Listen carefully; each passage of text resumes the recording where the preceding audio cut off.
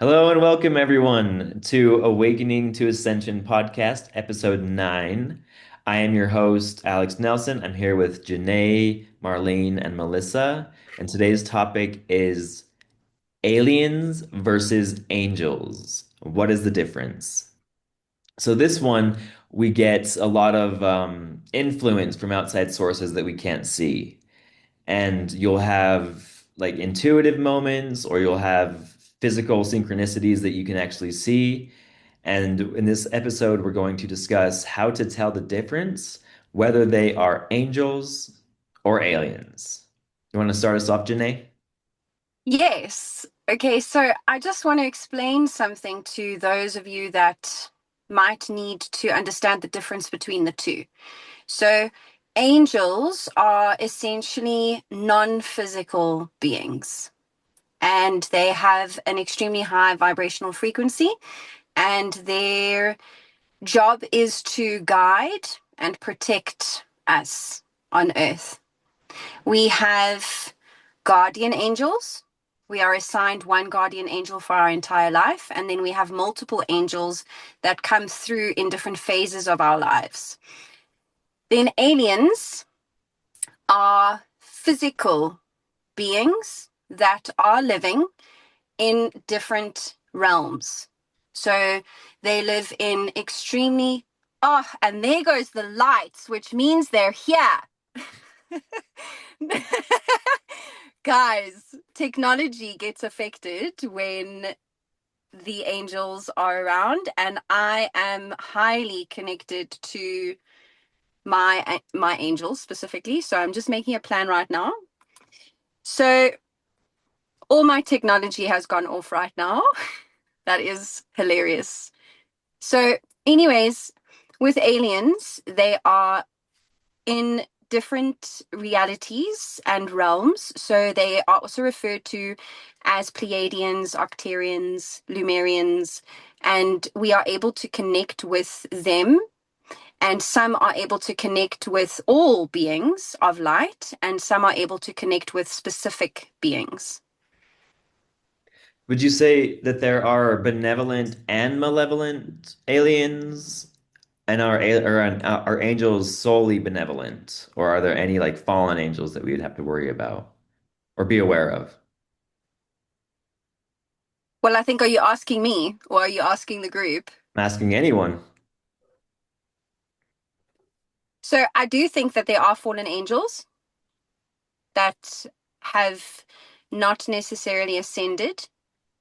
And I do think that you need to be quite conscious and aware of who you are going to be connecting with when you are opening up your gates and your doors to these higher beings. And we spoke about the protection that you need to have and the cleansing that you need to do. So before you connect with your angels, you also have a ministry of angels that you can call on literally the entire day. You can ask them anything and they will be at your side. But you have to have protection over you and always call in the highest light. And you need to cleanse yourself once you close the connection so that you aren't remaining open for others to enter. Right. And something to mention, so you mentioned the aliens are more physical beings. And one thing to keep in mind is that, okay, so aliens exist, so we have to just get past that, right? I mean, we've been on this planet for only so many years, and we're very new in the sense of like the universe. And aliens, extraterrestrial beings, have much more advanced technology than we do. I mean, they've been going through the solar system. They're not stuck on their planets. A lot of them reside in collective consciousness, so they're working as one collective rather than fighting each other like we are doing down here. But to keep in mind that there are some malevolent alien forces out there. Some consider them reptilians, the Greys, the Anunnaki, and they can manipulate us. They can do things to either trick us or get us to go down the wrong path or pit us against each other.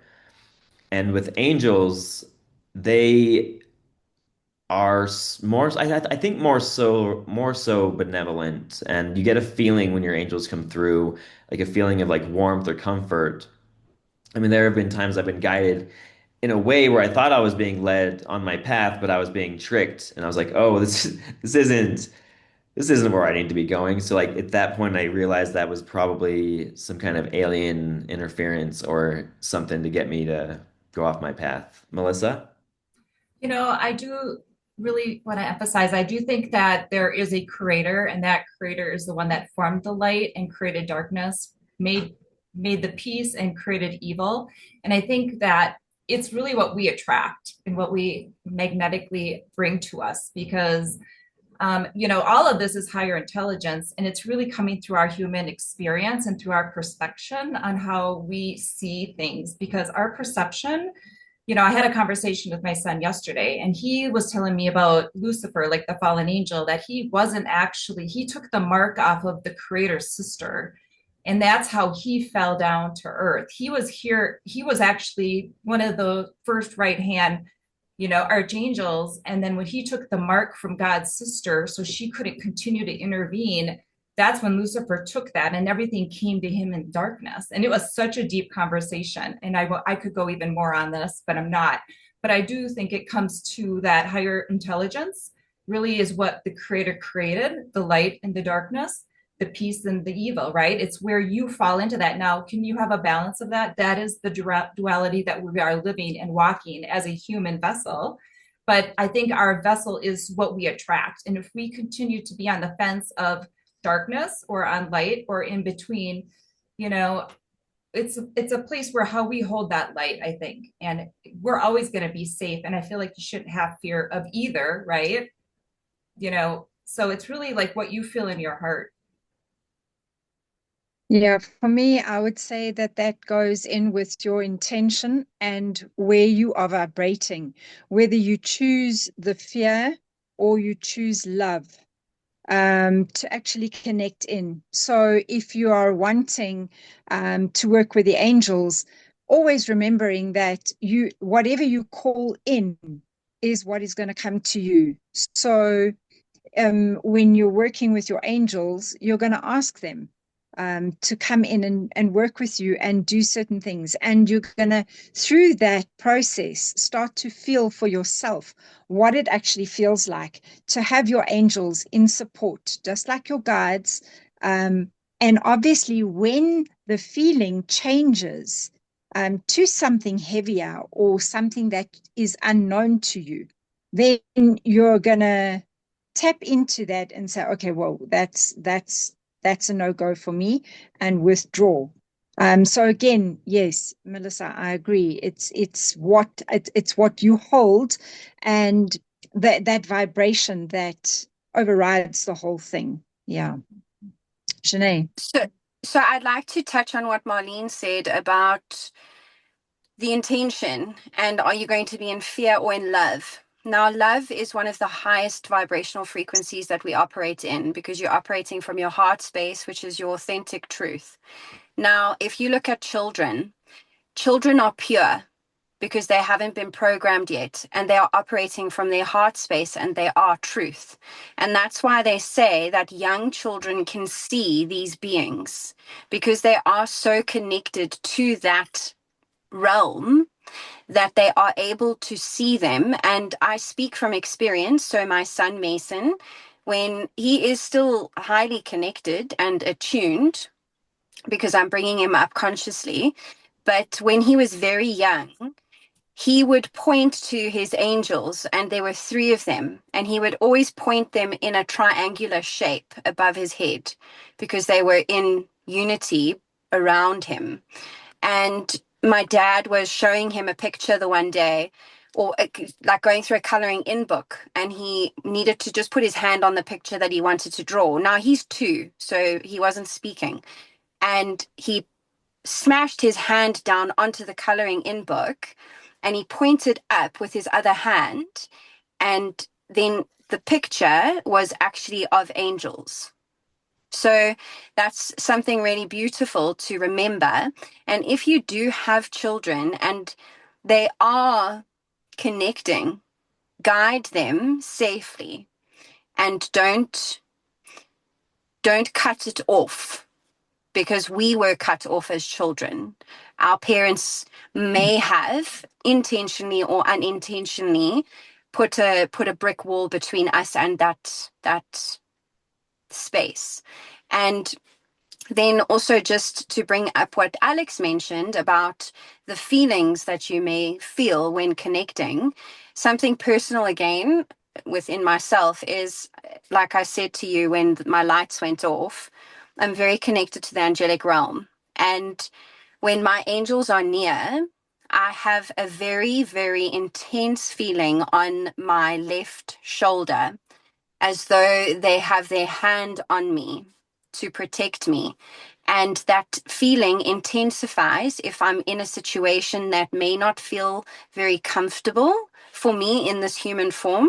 They're there to just remind me that they are present, and I must remember that they are around and I don't need to worry.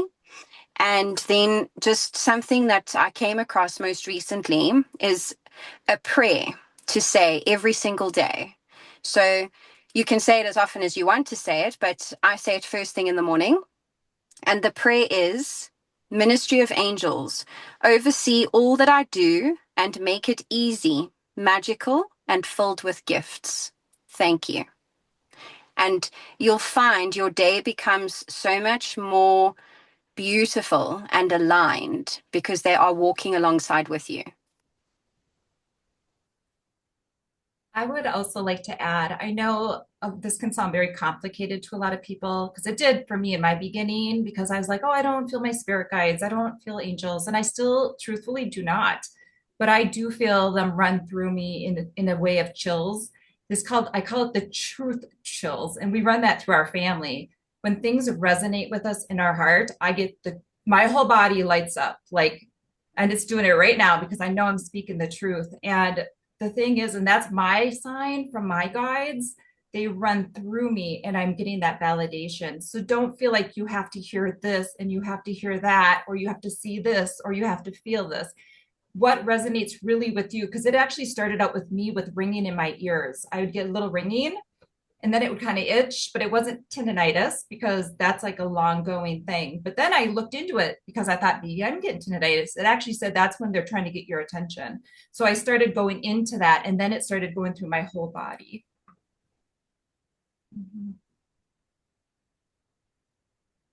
Oh, I just wanted to say with Melissa that when you feel that goosebump feeling, so when you get all the hairs on your body standing up, it's just confirmation in whatever you've been asking clarity on, or a situation you're in, or people you're around. If you have a feeling or an intuitive sense about something, they will allow you to feel physically that confirmation. Yeah, and I'm glad you both brought that up. Feeling so when you get full body chills, just like Janae said, it's a confirmation. Like every cell in your body is resonating with something that's happening around you. And that's a good sign that like something's coming through, something in that moment is something that is for you. And also the ringing in the ears, like I get that a lot. It's not tinnitus, and that is an entity trying to get your attention, or something in the moment is happening.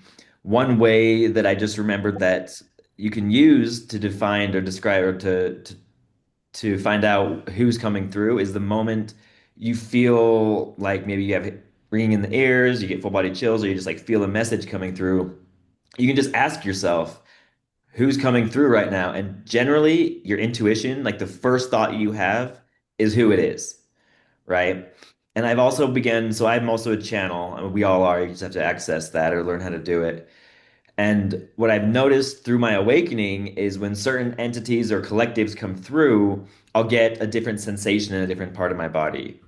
So for those that are resonating with the Syrian collective, whenever they start coming through, my eyes will start doing this, like, I don't know if I can do it just like offhand, but they'll start like flipping around, and they'll just like dart from place to place. And I'll be like, okay, this is weird. Um, and then over time, I've been like, is this serious? Like the Syrian nation. And then I feel this feeling of comfort, like, yeah, yeah, this is who it is. And then I have another sensation that happens, which is with my right eyelid. Whenever portals start opening, it just starts like twitching like really fast. Mhm. And when it first happened, the first thought that I had, I was just like, portals. And I don't know why I thought that. And I was like, I just won't think about that. And then like every time it happens, and especially around portal days, it just starts going crazy. So that's one way that you can tell. So, Alex, I also connect with the Syrians because my eyes do that. When I channel them, my eyes are generally closed, but I can feel my eyeballs moving. And that is their way of they transmitting signals into your human form in order for you to connect so that you can hear clearly what the message is that you're going to receive from them.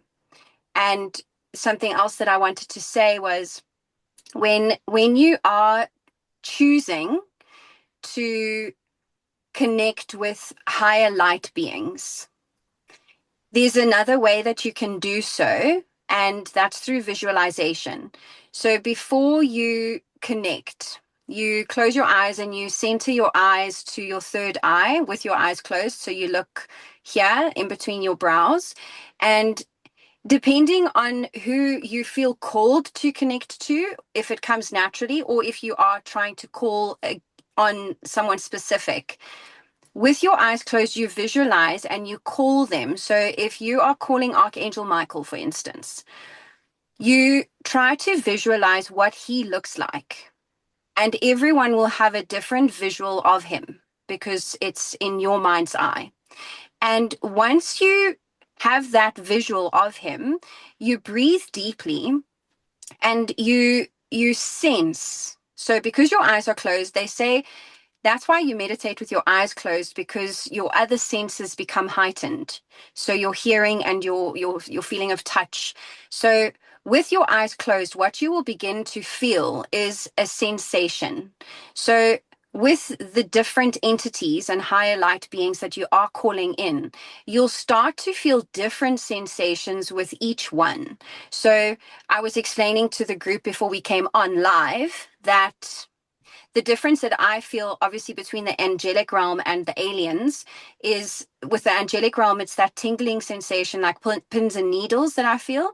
And with the aliens, it's this density. So I explained it as feeling like I'm sitting in a really thick cloud. And I can feel their presence and it's not overwhelming and it doesn't feel unsafe. And they're just making their presence known by almost compressing my energetic field and my aura. So in that visualization, you start to tap into your senses and just remember that it will take time. And you need to build a relationship as we have with our humans around. You don't just like meet somebody and sit down across from them and tell them your whole life story and like Sally did this and Harry did that. You first engage in conversation. You say, "Hello, my name is Janae. What is your name?" And you build this connection and this relationship. And it's the same when you're connecting with your guides or aliens or angels. So just remember, it won't happen immediately. It takes patience and takes consistency, and they will meet you where you're at as well. Yeah, and I do Melissa. want to add that gratitude, when you wake up, just knowing that gratitude, it's like the strongest formation of love that you can say out of your mouth and say it to yourself and say it to the ones around you, the ones you love, your acquaintances, and it just kind of vibrates outward. And I think you will stay in that balance of protection through the day. And it's using your gut feeling. And then also, I just want to add, connecting myself. I go out for walks in the evening with my dog, and I had this very faint pattern in the sky that I was just like, why am I always seeing this? It's so faint. My husband doesn't see it. I took my constellation finder out, and it's the Pleiades that's in the Tauran or the Taurus constellation. And it vibrates at me. And I was always like, why is this always calling me? And then my son said, yeah, I'm called to that too. And he goes, you see it? I said, yeah, I see it. So, we do have bloodlines. Our soul has been through multiple different lives, not just here on earth. So remember that you are connected. just be true to yourself, accept it. You know, we don't have to be human just because we're walking the earth. You know, we can live outside of what we believe. Be curious, be like Janae said, that 3-year-old, have that imagination. And also from my side, just to say that when you're sleeping as well, if you keep waking up at a particular time, for example, that's also another sign, for example, that they're coming through and they want to speak to you and they want you because your consciousness is such that you are open to actually hearing and feeling the messages. So that's a beautiful time. And don't think, oh my gosh, why am I waking up at like 3 o'clock in the morning or something like that? That's another great sign that they're tapping in and that they've got messages for you. So listen and accept it. Yeah. I I am so glad. I come here. I am so glad that you brought up dreaming. That is like one of the main ways that aliens and angels can connect with us. And in a future episode, we actually will be doing a topic from dreams and astral traveling. So to make sure to tune into that. So make sure you like, follow, subscribe, and put in the comments if you've had any experiences with angels or aliens. Thank you so much for watching, and we'll see you next time.